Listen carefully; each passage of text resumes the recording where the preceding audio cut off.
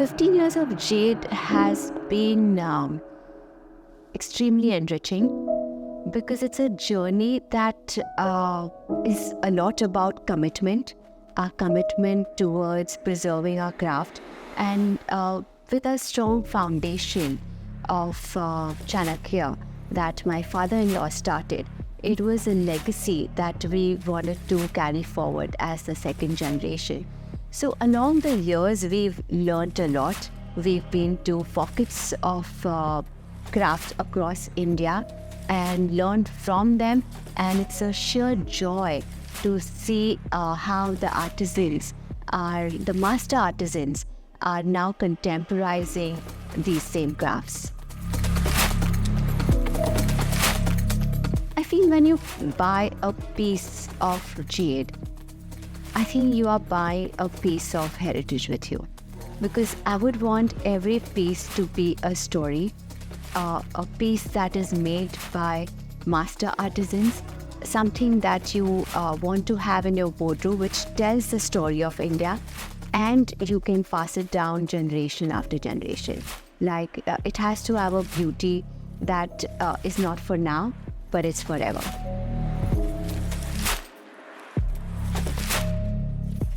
So there is this very beautiful story that I came across because I was visiting one of these villages in Kutch, and we were researching different kind of techniques that they do. So I came across this village where, you know how in Kutch there are these beautiful verandas where women meet together, they embroider together. Of course, they finish their household duties, they finish their farming, or whichever work they have, and after that, whatever time is left, they sing along, they do embroidery together. And there was this beautiful old woman who was embroidering this stunning piece of cloth.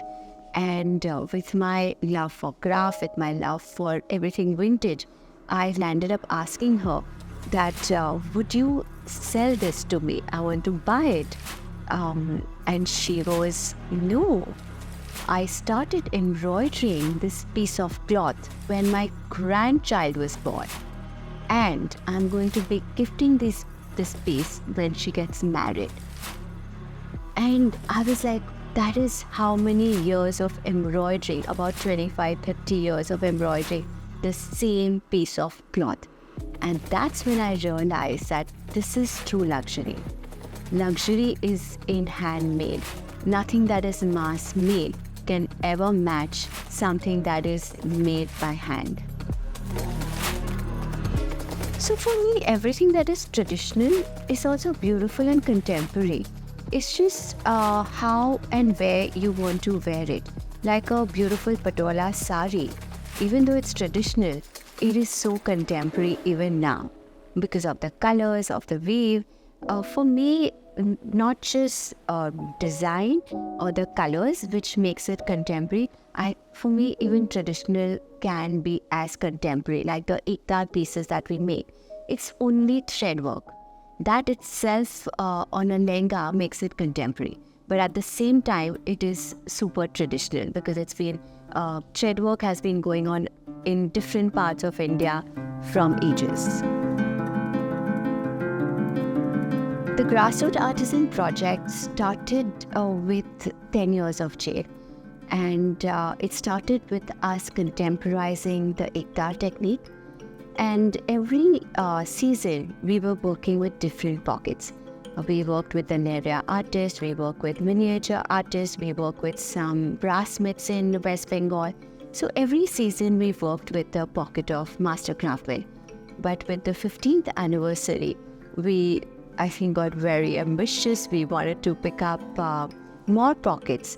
And we worked with 6 different parts of India. One is Bolpur in West Bengal. We worked with Salem, we worked with Pochampally, Bandhani from Bhuj, and Suf from Palanpur. Batik from West Bengal was started by Rabindranath Tagore. He got the batik artist from Indonesia, and that's how batik started in West Bengal. So this beautiful village in West Bengal called Bolpur, we work with the artisan community there. it is completely hand-painted batik. So the process of batik, the uniqueness of it is that every piece is different because it's hand-painted by the women who work in the center, but they come from across different villages around Bolpur, come to the center, and they hand paint the fabrics. Then they put a wax on it. Then they put leaves on it to give that cracked effect, and then it goes into dyeing. So the whole process of drying also is only under the sun.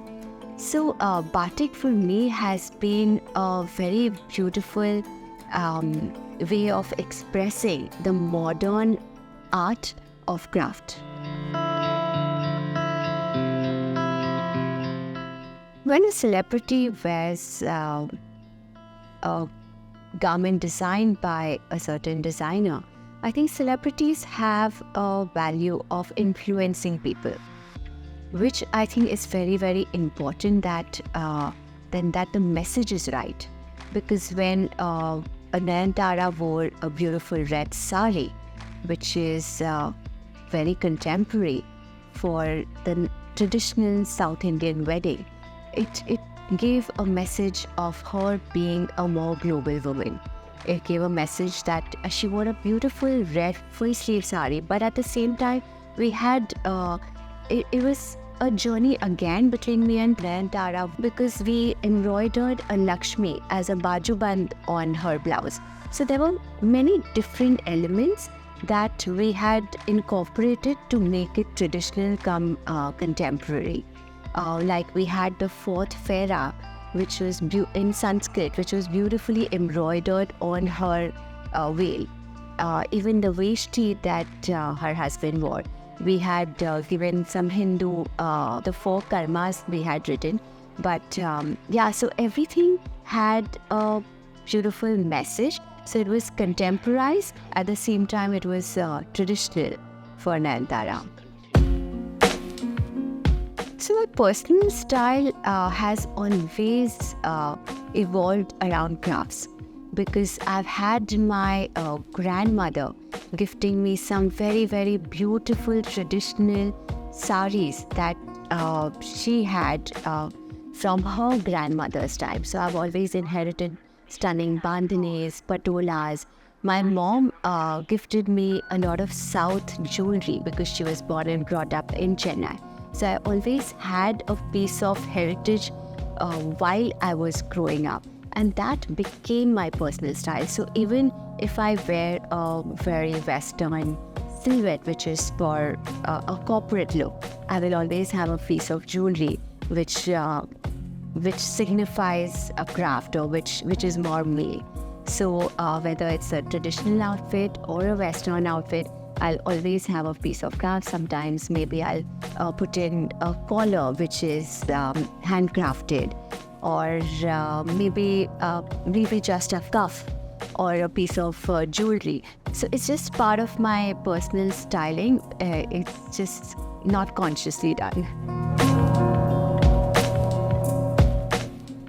I think for us it is a passion project, and we plan to continue supporting these craft pockets, at the same time also involving newer craft pockets every season, besides supporting the 6 pockets that we've already involved in our collection.